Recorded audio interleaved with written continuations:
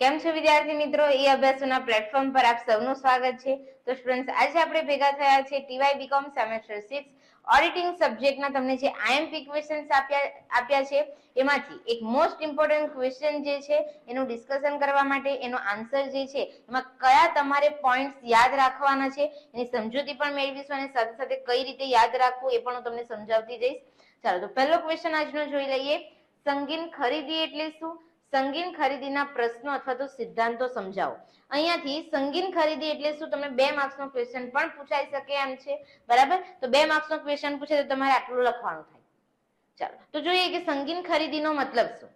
તો એના સિદ્ધાંતો જે મોડે કરવાના છે, એના સિદ્ધાંતો મોડે કરવા માટે જ મેં એક વ્યાખ્યા લીધી છે. કે વ્યાખ્યા પણ તમારી યાદ રહી જાય અને સાથે સાથે એમાંથી તમારા સિદ્ધાંતો પણ રેડી થઈ જાય. કે સંગીન ખરીદી એટલે યોગ્ય સમયે, યોગ્ય સમયે, યોગ્ય જથ્થામાં, યોગ્ય કિંમતે, યોગ્ય પ્રાપ્તિ સ્થાનમાંથી યોગ્ય ગુણવત્તા વાળી વસ્તુ મેળવવી તે. જો પહેલા તો વ્યાખ્યા મોડે નહીં થાય તો તમને અહીંયા એક બોક્સ બનાવી આપું છું. એ શબ્દ તમારે મોડે કરવાનો છે. કયો? QQPST. શું મોડે કરવાનું છે? QQPST. જેમ્સ લુન્ડી જે છે એમણે 5 R આપેલા છે. 5 R નો મતલબ તમારે અહીંયા મોડે કરવાનો છે QQPST. આ દરેકનો મતલબ શું થાય? તો આપણે જ્યારે બજારમાં કોઈ પણ વસ્તુ ખરીદવા જતા હોઈએ છીએ ત્યારે સૌપ્રથમ શું કરીએ? એની ક્વોલિટી ચેક કરીએ. શું ચેક કરીએ? એની ક્વોલિટી. તો પહેલા Q પરથી થશે એની ક્વોલિટી. બીજો Q શાનો? ક્વોલિટી આપણને ગમી ગઈ તો આપણે એ વિચારીશું કે મારે કેટલા નંગ એ વસ્તુ જોઈએ, એટલે કે કેટલી ક્વોન્ટિટી જોઈએ. પહેલું ક્વોલિટી થઈ ગયું, બીજું ક્વોન્ટિટી થઈ ગયું. હવે આપણે પૂછીશું કે આની કિંમત શું છે, એટલે કે એની પ્રાઇસ. પછી S એટલે શું? એનું પ્રાપ્તિ સ્થાન, સોર્સ ઓફ સપ્લાય. અને T નો મતલબ શું થાય? Time and place. T નો મતલબ શું? Time and place. તો આ થઈ ગયા એના 5 સિદ્ધાંતો. હવે એના આધારે જ આપણી વ્યાખ્યા બનેલી છે કે ભાઈ યોગ્ય સમયે, યોગ્ય જથ્થામાં, યોગ્ય કિંમતે અને યોગ્ય પ્રાપ્તિ સ્થાનમાંથી યોગ્ય ગુણવત્તાવાળી વસ્તુ મેળવવી તો એને આપણે શું કહીશું? સંગીન ખરીદી. બરાબર, એક ખાલી શબ્દ યાદ રાખવાનો છે, એના પરથી સિદ્ધાંતો પણ યાદ રહી જાય અને વ્યાખ્યા પણ મોડે થઈ જાય. થાય ને? ચાલો, તો આગળ વધીએ કે સંગીન ખરીદીમાં ખરીદીની 5 આવશ્યક શરતો પર ભાર મૂકવામાં આવ્યો છે. શ્રી જેમ્સ લુન્ડીના મતે ખરીદી એજન્ટની જવાબદારી એ જોવાની છે કે આ 5 આવશ્યક શરતોનું પાલન માલ સામગ્રીની ખરીદી કરતા થાય. જેમ્સ લુન્ડી જે છે એ શું કહે છે કે એમણે આ વ્યાખ્યા તો આપી, પણ એમણે આ 5 R પર ભાર મૂક્યો છે અને એવું કીધું છે કે જ્યારે તમે બજારમાં ખરીદી કરવા જાઓ છો તો આ 5 શરતોનું પાલન થવું જોઈએ. એક તો એની ગુણવત્તા, એની ક્વોન્ટિટી એટલે કે એનો જથ્થો, સમય, બરાબર, પ્રાપ્તિ સ્થાન, એ બધું 5 શરતોનું પાલન થવું જોઈએ. તો એને કહીશું આપણે સંગીન ખરીદી. ચાલો, તો ખરીદીના સિદ્ધાંતો હવે તમને મોડે થઈ જ ગયા હશે. શ્રી જેમ્સ લુન્ડીના મતે 5 R QQPST: quality, quantity, price, source of supply end time and place. તો અહીંયા લખ્યું છે 5 R એટલે કયા કયા? તો કે આના પરથી યાદ રાખવાનું: right quality, right quantity, right price, right source of supply, right time and place. બરાબર, તો આ તમારા 5 સિદ્ધાંત થઈ ગયા. રાઈટ ક્વોલિટી નો મતલબ શું થાય? તો કે યોગ્ય ગુણવત્તાનો માલ ખરીદવો. રાઈટ ક્વોન્ટિટી નો મતલબ શું થાય? યોગ્ય જથ્થામાં માલ ખરીદવો. રાઈટ પ્રાઇસ નો મતલબ શું થાય? યોગ્ય કિંમતે માલની ખરીદી કરવી. રાઈટ સોર્સ ઓફ સપ્લાય નો મતલબ શું થાય? યોગ્ય પ્રાપ્તિ સ્થાનેથી માલ ખરીદવો. રાઈટ ટાઈમ એન્ડ પ્લેસ નો મતલબ શું થાય? યોગ્ય સમય અને સ્થળેથી માલ ખરીદવો. ક્લિયર છે બધાને? તો આઈ હોપ અત્યાર સુધી તમને બધાને વ્યાખ્યા અને 5 R યાદ રહી ગયા હશે. રહી ગયા? ફરીથી બોલીએ: QQPST: quality, quantity, price, source of supply, time and place. એટલે કે ગુણવત્તા, યોગ્ય ગુણવત્તાવાળો માલ ખરીદવો, યોગ્ય જથ્થામાં માલ ખરીદવો, યોગ્ય કિંમતે માલ ખરીદવો, યોગ્ય પ્રાપ્તિ સ્થાનેથી માલ ખરીદવો અને યોગ્ય સમય અને સ્થળે માલ ખરીદવો. ક્લિયર છે? તો આ 5 R તમારે યાદ રાખવાના છે. જો તમે આ રીતે પણ લખી શકો, એનો ચાર્ટ બનાવીને પણ લખી શકો. તમે તમારું પ્રેઝન્ટેશન જેટલું સારું રાખશો, સમજો અહીંયા હું એની સમજૂતી આપવાની સાથે સાથે તમારે કઈ રીતે તમારા પેપરમાં પ્રેઝન્ટેશન લખવાનું છે એ પણ સમજાવતી જાઉં છું. કે આપણને આવડતું હોય બધું, પણ પ્રેઝન્ટેશન વ્યવસ્થિત કરતા ન આવડતું હોય તો માર્ક્સ આપણને ઓછા મળે. પ્રેઝન્ટેશન એટલે એવું નથી કે તમારે કોમ્પ્યુટર પર ભણાવવાનું એને પ્રેઝન્ટેશન કહેવાય. તમે તમારું લખાણ કેવું લખો છો એના પર પણ તમારા માર્ક્સ આધારિત છે. તમે સરસ મજાની આ રીતે કોઈ આકૃતિ બનાવી દો. જો મેં અહીંયા બનાવી દીધી છે, બરાબર. તો સરસ મજાની તમે અહીંયા આકૃતિ બનાવો, જેમ કે મેં અહીંયા લખ્યું છે ખરીદીના પ્રશ્નો. આ 5 અલગ અલગ ફ્લાવરમાં લખ્યું છે યોગ્ય ગુણવત્તા. આપણા 5 સિદ્ધાંતો લખવાના કે ભાઈ ગુણવત્તા, જથ્થો, કિંમત, યોગ્ય પ્રાપ્તિ સ્થાન, યોગ્ય સમય અને સ્થળ. 5 આ લખ્યા. કેવું સરસ મજાનું લાગે, બરાબર. ટાઈમ લાગે ને, હવે તમે તો બધા પેન્ટર છો, બરાબર, તમને દોરતા આવડતું જ હશે. કંઈક પણ તમારા માઇન્ડમાં જેટલી ક્રિએટિવિટી હોય, તમે આન્સર જેટલી સારી રીતે લખી શકો છો એવું કંઈ પણ તમારે દોરી દેવાનું. ચાલો, તો હવે આ યાદ રાખવાની વસ્તુ હતું કે તમારે શું યાદ રાખવાનું હતું. વ્યાખ્યા અને સિદ્ધાંતો, તમારે 2 વસ્તુ યાદ રાખવાની હતી. હવે એની સમજાવવાની વાત છે, કારણ કે લોંગ ક્વેશ્ચન છે, તેને એક્સપ્લેનેશન પણ આપણે સારી રીતે લખવી પડશે. ચાલો, તો તમારી બુકમાં જે છે તમે અહીંયાથી જ વાંચવાના છો, બરાબર. તો મેં એ જ કન્ટેન્ટ અહીંયા લીધું છે. ખાલી તમને ઉપર અહીંયા જે મેં હાઇલાઇટિંગ પોઈન્ટ કરેલા છે એ તમે હાઇલાઇટિંગ પોઈન્ટ તમારી બુકમાં કરતા જજો, અને એ ટોપિક આપણે સમજી લઈએ. ખાલી એટલા શબ્દો યાદ રાખશો ને તો પણ આરામથી પોઈન્ટ બનાવીને તમે લખીને આવશો. તો પહેલો પોઈન્ટ જોઈએ કે યોગ્ય ગુણવત્તાનો માલ ખરીદવો. તો સ્ટુડન્ટ, આપણને વ્યવહારિક જીવનમાં પણ આવું કરતા જોઈએ છીએ કે માલ ખરીદવા જઈએ તો કોના પર આધારિત રાખીએ, આપણે એની ક્વોલિટી ચેક કરીએ. શું ચેક કરીએ? ક્વોલિટી. એટલે વૈજ્ઞાનિક ખરીદીનો સૌથી મહત્વનો સિદ્ધાંત છે યોગ્ય ગુણવત્તાનો માલ ખરીદવો. તીવ્ર હરીફાઈ, આજે કોમ્પિટિશનનો યુગ છે, તો કે તીવ્ર હરીફાઈના આ યુગમાં માલની ગુણવત્તા ખૂબ જ મહત્વનું સ્થાન ધરાવે છે.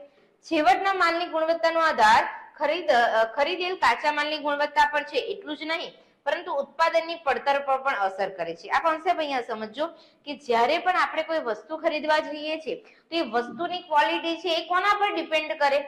તો કે વસ્તુ બનાવવા માટે જે રો મટીરિયલ વપરાયું છે, જે કાચો માલ સામાન વપરાયો છે, જો કાચો માલ સામાનની ક્વોલિટી સારી હશે તો એમાંથી વસ્તુ બનેલી પણ સારી હશે. ખ્યાલ આવે છે? ખ્યાલ આવે છે? એનું રો મટીરિયલ સારું હશે તો એ વસ્તુ પણ એમાંથી બની છે તો એ વસ્તુ પણ સારી હોવાની. પણ રો મટીરિયલ જ નીચી કક્ષાનું હોય, ઉતરતી કક્ષાનું હોય, ખામીવાળું હોય, તેમાંથી જે વસ્તુ બની છે એ પણ કેવી હશે? ખામીવાળી જ હોવાની, બરાબર. અને આપણને ખબર છે કે રો મટીરિયલ આપણે ખરીદીને લાવીએ, બરાબર, અને રો મટીરિયલ આપણને એની કોસ્ટ આપણને વધારે પડતી હોય તો આપણે વસ્તુની કિંમત પણ કેવી નક્કી કરીશું? વધારે જ નક્કી કરવાની. નથી ખ્યાલ આવતો? માની લો કે આપણો ખાખરા બનાવવાનો બિઝનેસ છે, બધા ફૂડી વધારે હોય એટલે હું એનું એક્ઝામ્પલ આપીશ કે આપણે ખાખરા બનાવવાનો બિઝનેસ છે, તો ખાખરા બનાવવા માટે તેલ અને લોટ જે છે એ બધું મારે લાવવું પડે, મસાલા જે છે એ બધા અવનવા લાવવા પડે. તો ખાખરા પણ અલગ અલગ જાતના ફ્લેવરના આવે, તો એ બધી વસ્તુ મારે લાવવી પડે. હવે એ હું બજારમાં લેવા જાઉં અને એની જ હું કિંમત વધારે ચૂકવતી હોઉં તો સ્વાભાવિક છે કે હું જે ખાખરા બનાવીશ એની કિંમત પણ કેવી રાખીશ? વધારે. કારણ કે મને જ એ જેટલામાં પડતું હોય એના કરતા હું મારો એની ઉપર નફો તો સેટ કરીશ ને, પછી એની વસ્તુની વેચાણ કિંમત સેટ કરીશ. ખ્યાલ આવે છે? એટલે વસ્તુની જે ક્વોલિટી છે એ કાચા માલની ગુણવત્તા પર પણ આધાર રાખે અને ઉત્પાદનની પડતર પર પણ અસર કરે. યાદ રાખજો. અહીં યોગ્ય ગુણવત્તાનો ખ્યાલ સ્પષ્ટ હોવો જોઈએ. જે હેતુ માટે કાચો માલ ખરીદવાનો છે તે હેતુ માટે જ યોગ્ય હોવો જોઈએ. હંમેશા ખૂબ ઊંચી ગુણવત્તાનો માલ એ જ યોગ્ય ગુણવત્તાનો ખ્યાલ નથી. એટલે એવું પણ નહીં સમજવાનું કે વધારે કિંમતે આપણે જે વસ્તુ ખરીદીને લાવીએ એ વસ્તુ સારી જ હોય, બરાબર. તમને બધાનો અનુભવ હશે જ, પ્રેક્ટિકલ ચેપ્ટર છે. કોઈ વસ્તુ આપણે ઓછી કિંમતે વેચવી પડે એમ હોય અને એમાં રો મટીરિયલ આપણે વધારે ભાવનું લાવીને મૂકી દઈએ તો પછી આપણને પરવડે નહીં. જો કે ઉચ્ચ કક્ષાએ હવે આ બધા નિર્ણયો લેવાનું કામ કોણ કરશે કે રો મટીરિયલ કેવું લાવવું, ક્યાંથી લાવવું? તો કે આપણી ખરીદ નીતિ જ્યારે બને છે ત્યારે ખરીદ નીતિમાં ખરીદ અધિકારી જે છે એને આ બધા નિર્ણયો લેવાના હોય છે. બીજા પેરેગ્રાફમાં છે જો કે ઉચ્ચ કક્ષાએ નક્કી થયેલ ખરીદ નીતિમાં જ માલની ગુણવત્તા કેવી હોવી જોઈએ તે નક્કી થયેલું છે. ખરીદ અધિકારીએ આ નીતિ ઘડવામાં ઘણો મહત્વનો ભાગ ભજવવાનો હોય છે. એટલું જ નહીં, પરંતુ તે નીતિ મુજબ જ ખરીદેલ માલની ગુણવત્તા જાળવી રાખવામાં આવે તે પણ જોવું જોઈએ કે ખરીદ નીતિમાં જે જે નક્કી થયેલું છે એ પ્રમાણે એનો અમલ થાય છે કે નહીં, એ પણ કાર્ય કોણે કરવાનું છે? ખરીદ અધિકારીએ. આગળ ગુણવત્તા જાળવવા માલનું વર્ણન, એના ભૌતિક ગુણધર્મો, એના રાસાયણિક ગુણધર્મો વગેરેને આધારે પણ કેટલાક એના ધોરણો બનાવવામાં આવ્યા છે કે માલની ક્વોલિટી આવી હોવી જોઈએ. માલ નિયત ગુણવત્તા વાળો છે તેની ખાતરી કરવા કેટલીક કંપનીઓ શું કરે? પોતાની અલગ લેબ રાખે, એમાં ચેક કરે કે માલની ક્વોલિટી સારી છે કે નહીં. પછી બીજા શું કરે કે ઉતરતી ગુણવત્તા વાળો માલ હશે, જો તમે જે રો મટીરિયલ લાવો છો એ ઉતરતી ક્વોલિટી વાળો હોય તો વેપારી પાછો લઈ લેશે એવી ગેરંટી તેની પાસેથી મેળવે છે, બરાબર. પછી આપણે એવો કોઈ માલ ખરીદીને લાવીએ છીએ કે જે બ્રાન્ડેડ નામ વાળો હોય તો આપણને ત્યાં તો ખાતરી થઈ જાય કે માલ સારો જ હશે, તો લખેલું છે એનો પોઈન્ટ તમારે લખી દેવાનો. અલબત્ત તેને કારણે હરીફાઈનું તત્વ નાબૂદ થઈ જાય અને માલની ઓછી કિંમત આપવી પડે એમ બને. ક્યારે? જ્યારે માલ બ્રાન્ડેડ હોય ત્યારે. બ્રાન્ડેડ વસ્તુ હોય તો એની કોઈ કોમ્પિટિશન હોતી નથી.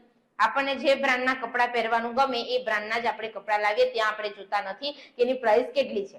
હરીફાઈનું તત્વ નાબૂદ થઈ જાય, પણ આપણે પ્રાઇસ કેવી ચૂકવવી પડે? ઊંચી. પછી બીજું તમારે લખવાનું છે, જુઓ, એક તો આ પ્રયોગશાળા વાળો પોઈન્ટ, વેપારી પાછો લેશે એવો પોઈન્ટ, ત્યાર પછી યાદ રાખવાનું બ્રાન્ડ વાળો પોઈન્ટ. આ બધા મુદ્દા પાડીને લખતું જવાનું. પછી નમૂના વાળો પોઈન્ટ કે ખરીદી કરવાની બીજી પદ્ધતિ કઈ, કે પહેલા આપણે કોઈ વસ્તુ એક સેમ્પલ તરીકે લઈ આવીએ કે ભાઈ અમે આ સેમ્પલ લઈ જઈએ છીએ, યુઝ કરીશું, યોગ્ય લાગે તો તમારી પાસેથી ખરીદી કરીશું. એટલે નમૂના દ્વારા ખરીદી કરવાની પદ્ધતિ પણ યોગ્ય ગુણવત્તાનો માલ મેળવી શકાય છે, પરંતુ તેમાં માલની ગુણવત્તા અંગે જે સપ્લાયર છે અને જે ખરીદનાર છે બંને વચ્ચે વિવાદ થવાની શક્યતા છે. પછી અમુક પ્રકારના માલ માટે તમે ડ્રોઈંગ કરીને પણ એની ખરીદી કરી શકો. યોગ્ય ગુણવત્તાનો માલ ખરીદવા સપ્લાયરને પૂરી સૂચનાઓ આપવી જરૂરી છે. તમે સપ્લાયરને વ્યવસ્થિત સૂચના આપશો કે ભાઈ મારા આવી ક્વોલિટી જોઈએ, આવી ક્વોન્ટિટી જોઈએ, બરાબર, તો સપ્લાયર સમજી શકશે અને એ પ્રમાણે માલ પૂરો પાડશે, નહીં તો વિવાદ થશે. ચાલો, હવે બીજો પોઈન્ટ આપણે સ્ટાર્ટ કરી રહ્યા છીએ. આઈ હોપ તમે બધા હવે સમજાવી શકશો, બરાબર, તમારી ભાષામાં કે યોગ્ય ગુણવત્તાવાળો માલ ખરીદવો એટલે શું. ચાલો તો જોઈએ, યોગ્ય જથ્થામાં માલ ખરીદવો એનો મતલબ શું? યોગ્ય જથ્થામાં એટલે શું? વધારે પડતો માલનો સંગ્રહ પણ ન કરવો. આપણી સંસ્થામાં વધારે પડતો માલ પણ ન હોવો જોઈએ અને ઓછો માલ પણ ના હોવો જોઈએ કે જેથી ઉત્પાદન બંધ પડી જાય. તો કેટલો માલ રાખવાનો? તો એના માટે તમે ભણીને આવ્યા છો આર્થિક વર્દી જથ્થો. તો આર્થિક વર્દી જથ્થા જેટલો તમારે સ્ટોક રાખવાનો. તો એના વિશે તમારે અહીંયા લખવાનું છે, આરામથી તમને યાદ રહી જશે કે યોગ્ય જથ્થામાં માલ ખરીદવો એટલે શું? તો કે ઓછામાં ઓછા ખર્ચે ઉત્પાદન માટે પૂરતા જથ્થામાં માલ પ્રાપ્ત કરવો કે જેથી કાચા માલ વગર ઉત્પાદન અટકી પડે નહીં. શું કહે છે કે ઓછામાં ઓછા ખર્ચે અને ઉત્પાદન માટે પૂરતો જથ્થો આપણને પ્રાપ્ત થઈ શકે તેને શું કહેવાય? યોગ્ય જથ્થો. આ માટે નીચેની બાબતો ધ્યાનમાં લેવી જરૂરી છે. 5 છે બાબતો કે એક તો ઓર્ડર મૂકવાનો ખર્ચ કેટલો છે એ જોવાનો, માલ સંગ્રહ કરવાનો ખર્ચ શું છે, જથ્થાબંધ ખરીદી કરવાથી એટલે કે તમે 100 નંગ લેતા હોય તો તમે એક સાથે 100 નંગ લો છો તો તમને કેટલું ડિસ્કાઉન્ટ મળે છે, માલ અંગેની તમારી ગુરુત્તમ અને લઘુત્તમ સપાટીઓ કેટલી, બરાબર, બજેટનો અંકુશ. આ તમારે આટલું એક પોઈન્ટમાં સમજાવી દીધા બાદ તમારે એ લખવાનું કે મોટા પાયા પર ખરીદી કરીએ તો શું થાય અને નાના એટલે કે ઓછા જથ્થામાં ખરીદી કરીએ તો શું થાય. તો કે મોટા પાયા પર ખરીદી કરીશું તો શું થશે? તો કે ખરીદ અધિકારીને એની ઈચ્છા તો હોય, પણ કોઈ પણ વસ્તુ હોય તો એની નેગેટિવ બાબતો પણ હોય અને પોઝિટિવ બાબતો પણ હોય.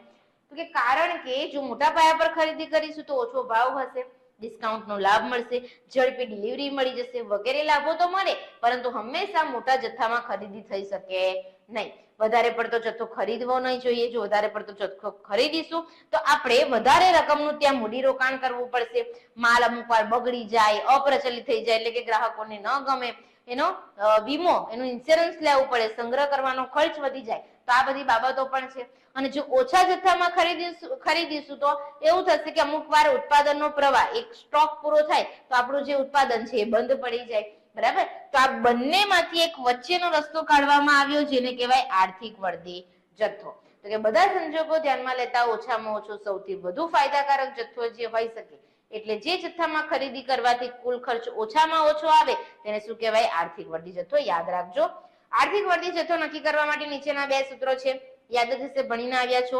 EOQ બરાબર વર્ગમૂળમાં 2AO છેદમાં C અને બીજું સૂત્ર છે વર્ગમૂળમાં 2AO છેદમાં CP. મતલબ કહી દઉં, EOQ એટલે આર્થિક વર્દી જથ્થો, A એટલે વાર્ષિક વપરાશ, O એટલે ઓર્ડર કે વર્દી મૂકવાનો ખર્ચ, C એટલે અહીંયા થાય માલ વહનનો ખર્ચ, પણ CP માં C નો મતલબ શું થાય? એકમ દીઠ વહન ખર્ચ ટકાવારીમાં આપેલું હશે અને P નો મતલબ થાય એકમ દીઠ કિંમત. ક્લિયર છે બધાને? તો આ તમારે જથ્થામાં આર્થિક વર્દી જથ્થા વિશે લખવાનું છે. બોલો, આરામથી વ્યવસ્થિત લખાય કે નહીં લખાય? લખાશે ને? ચાલો આગળ વધીએ. ત્યાર પછી ત્રીજા નંબરનો પોઈન્ટ છે સ્ટુડન્ટ, યોગ્ય કિંમતે માલ ખરીદવો. શું કીધું છે? યોગ્ય કિંમતે એટલે કે એની પ્રાઇસ જે છે એ એવી પણ નહીં, ઊંચી પણ નહીં હોવી જોઈએ, એકદમ ઓછી પણ નહીં હોવી જોઈએ, કારણ કે બંનેના લાભ ગેરલાભ છે, પણ એવી વાજબી કિંમત હોવી જોઈએ. કેવી? વાજબી કિંમત. તો જોઈએ કે સામાન્ય રીતે એમ કહી શકાય કે ઓછામાં ઓછા ભાવે જ માલ ખરીદવો જોઈએ કે જેથી ઉત્પાદનની પડતર પણ ઓછી આવે. કે આપણે જે રો મટીરિયલ ખરીદેલું છે એ ઓછામાં ઓછા ભાવે ખરીદીશું તો એની કોસ્ટ પણ કેવી આવશે? ઓછી, અને એના પર નફાનો માર્જિન સેટ કરીને આપણે સારું એવું પૈસા કમાઈ શકીશું. પરંતુ ખૂબ નીચા ભાવે ખરીદેલ માલ ગુણવત્તાની દ્રષ્ટિએ કેવો હોય? ઉતરતી કક્ષાનો હોય. સેલમાંથી જે કપડા લાવીએ પછી સેલ જેવા જ હોય, બરાબર. યોગ્ય એની ઉતરતી કક્ષાનો હોય, ડિલિવરી સમયસર ન મળે, અન્ય સેવા પણ ન મળે વગેરે મુશ્કેલીઓ આપણે અનુભવવી પડતી હોય છે. એટલે ખરીદી ઓછામાં ઓછા ભાવે જ કરવાની નથી, પરંતુ કેવા ભાવે કરવાની છે યાદ રાખજો, યોગ્ય અને વાજબી ભાવે ખરીદી કરવાની છે. વાજબી ભાવનો અર્થ એ થાય કે માલની ગુણવત્તા ધ્યાનમાં રાખીને ઓછામાં ઓછા ભાવે ખરીદી કરવી. શું લખેલું છે? માલની ગુણવત્તા ધ્યાનમાં રાખીને ઓછામાં ઓછા ભાવે ખરીદી કરવી. એટલે કે માલની ક્વોલિટી પણ સારી હોવી જોઈએ અને વસ્તુની કિંમત પણ જો વાજબી હોય તો એ ખરીદી કરી લેવાય. વળી સમયસર માલની ડિલિવરી મળે, કાયમી વેપારી સંબંધો પણ જળવાવા જોઈએ, જરૂરી ગુણવત્તાનો માલ નિયમિત રીતે મળે વગેરે પરિબળ માટે જો તમારે થોડી ઘણી ઊંચી કિંમત પણ આપવી પડે તો પછી તમારે આપી દેવાની. આમ ખરીદ અધિકારીએ કયા ભાવે માલ ખરીદવો તે નક્કી કરતા પહેલા આ બધા પરિબળોને ધ્યાનમાં રાખવા. ક્લિયર છે? ચાલો આરામથી તમે લખી શકો એમ છો. ત્યાર પછી ચોથો પોઈન્ટ જોઈએ, યોગ્ય પ્રાપ્તિ સ્થાનેથી માલ ખરીદવો. કઈ જગ્યાએથી માલ ખરીદવો? તો એના માટેના અલગ અલગ પોઈન્ટ છે. ખાલી હું પોઈન્ટ પર નજર કરીશ કે પહેલા તો જે વેપારી તમે પસંદ કરો છો, જેથી તમારે માલ ખરીદવાનો છે, એ નાણાકીય રીતે કેવો હોવો જોઈએ? સદ્ધર હોવો જોઈએ. એની પાસે એવું મેનેજમેન્ટ ટીમ હોવી જોઈએ કે જે તમને માલ પૂરો પાડી શકે. લખ્યું છે કે જો યોગ્ય વેપારી પાસેથી માલ ખરીદ્યો હશે તો માલ યોગ્ય ગુણવત્તાનો, યોગ્ય જથ્થામાં, યોગ્ય કિંમતે, યોગ્ય સમય તથા સ્થળે મળશે. અલબત્ત યોગ્ય વેપારીની પસંદગીનો પ્રશ્ન સરળ નથી. ચાલો તો લખ્યું છે કે જે વેપારી પસંદ કરવામાં આવે તે નાણાકીય રીતે સદ્ધર હોવો જોઈએ, તેની પાસે જરૂરી માલને લે વેચ માટે કાર્યક્ષમ વ્યવસ્થા તંત્ર હોવું જોઈએ, યોગ્ય ગુણવત્તાનો માલ પૂરો પાડી શકે તે માટે તેમની પાસે યાંત્રિક જાણકારી પર હોવી જોઈએ. નંબર 2 કે તમે જે જગ્યાએથી માલ ખરીદો છો એ કંપનીના કારખાનાથી થોડા માઇલના અંતરે આવેલ હશે તો તમને શું થશે? ડિલિવરીના સમયમાં જે છે તમને લાભ મળશે કે માલની ડિલિવરીમાં વિલંબ નહીં થાય, વાહન ખર્ચ પણ તમારો ઓછો આવે અને સપ્લાયર સાથે તમે પર્સનલ કોન્ટેક્ટ રાખી શકશો. નંબર 3 કે શક્ય હોય ત્યાં સુધી વચ્ચે મધ્યસ્થી અને દલાલોને રાખવા નહીં. જો તમારે કદાચ માલ પરત કરવાનો આવ્યો અને મધ્યસ્થી અને દલાલો હશે તો એ લોકો શું કરશે? બહાના બતાવશે. બરાબર લખ્યું છે, વાંચી લેજો. પછી એક કરતા વધુ સપ્લાયરની પસંદગી કરવાના ફાયદા શું? કે એમની વચ્ચે હરીફાઈ હશે તો તમને ભાવનો લાભ મળી શકશે. લખ્યું છે. નંબર 5 કે સ્થાનિક સપ્લાયર પાસેથી માલ ખરીદવો. આપણે લોકલ સપ્લાયર પાસેથી માલ ખરીદવો તો એના પણ બેનિફિટ છે અને બહાર ગામથી તમારે માલ ખરીદવો હોય તો એ કઈ રીતે ખરીદી કરવી એ પ્રશ્ન પર તમારે અહીંયા વિચારી લેવાનો કે સ્થાનિક વેપારી પાસેથી ખરીદી કરતા વધારે પડતો માલ તમારે સ્ટોકમાં એક તો રાખવાની જરૂર નથી, કારણ કે જ્યારે તમે મંગાવશો ત્યારે તમને ઝડપથી ડિલિવરી મળી જશે. તમે ઓછી કાર્યશીલ મૂડીથી કામ ચલાવી શકો છો. પરંતુ આનો એક કહેવાય ને બે બાજુ હોય, સારી અને ખરાબ. પણ બીજી બાજુ એવી હોય કે લોકલ છે તો ખરીદ ખાતાના અધિકારીઓ જો એમને ઓળખતા હોય તેમની લાગવગ પણ ચલાવી શકે. ચાલો અને લાસ્ટ પોઈન્ટ જોઈ લઈએ, સિદ્ધાંત કે યોગ્ય સમય અને સ્થળે માલ ખરીદવો. તો કે ડિલિવરીની યોગ્ય શરતોમાં વાજબી સમયમાં માલ મળવો, અમુક મુદ્દતમાં નાણાંની ચૂકવણી કરવી, યોગ્ય સ્થળે માલ પહોંચાડવો વગેરે બાબતોનો સમાવેશ થાય છે. આવી શરતો ખરીદી ઓર્ડરમાં જ સ્પષ્ટ થઈ જવી જોઈએ. એટલે કે તમને કયા સમયે ડિલિવરી જોઈએ છે, તમને કયા સ્થળે જોઈએ છે એ પણ તમારે કહી દેવાનું. તમને ખબર છે ને આપણે ઓનલાઈન ઓર્ડર પ્લેસ કરીએ છીએ ત્યાં પણ હવે તો સિસ્ટમ છે, આપણે એડ્રેસ મૂકવું પડે ત્યાં કે તમારે કયા સ્થળે માલ જોઈએ. આપણે કોઈની બર્થડે હોય, કોઈની એનિવર્સરી હોય, કોઈ પણ સારો એવો પ્રસંગ હોય ત્યારે આપણે કેકનો ઓર્ડર આપીએ ત્યાં પણ હવે તો એવું થઈ ગયું કે તમારે કેટલા વાગે જોઈએ સમય આપણે નોંધવાનો હોય, કયા સ્થળે જોઈએ જો ડિલિવરી આપતા હોય તો એ પણ આપણે લખાવવું જોઈએ. તો સમય અને સ્થળ બંને. ઉત્પાદનનો પ્રવાહ નિયમિત જાળવી રાખવા માટે અને ગ્રાહકોને આપેલ ડિલિવરીની તારીખો સાચવવા માટે ખરીદેલા માલની ડિલિવરી નિશ્ચિત સમયે મળે એ તેની ગુણવત્તા અને કિંમત જેટલું જ મહત્વનું છે. એટલે થોડા વધુ ભાવ લેનાર પણ નિશ્ચિત સમયે જ માલની ડિલિવરી આપનાર વેપારીની પસંદગી કરવી જોઈએ. કોની ખરીદી કરવી જોઈએ સ્ટુડન્ટ? કે નિશ્ચિત સમયે જે આપણને માલની ડિલિવરી પૂરી પાડે એવા વેપારી પાસેથી જ માલની ખરીદી કરવી જોઈએ. નાના વેપારી કરતા મોટા વેપારી ડિલિવરી સમય સાચવી શકે એ શક્યતા કેવી હોય છે? વધુ હોય છે. ખ્યાલ આવ્યો? બોલો. હવે પૂછાય કે સંગીન ખરીદી અને એના સિદ્ધાંતો સમજાવો. આરામથી લખીને આવશો કે નહીં? લખાશે ને? ચાલો તો આજનો વિડિયો લેક્ચર અહીંયા જ કમ્પ્લીટ કરું છું. આવા જ વિડિયો જોવા માટે અભ્યાસના પ્લેટફોર્મ પર તમારે જોડાયેલા રહેવાનું છે અને આપણી ચેનલને સબસ્ક્રાઇબ નહીં કરી હોય તો અત્યારે જ સબસ્ક્રાઇબ કરી દો અને નોટિફિકેશનનું જે બટન છે ઓન કરી દેજો, જેથી જેટલા પણ વિડીયો આવે એ તમને બધા મળી રહે. ઓકે, ચાલો આવજો.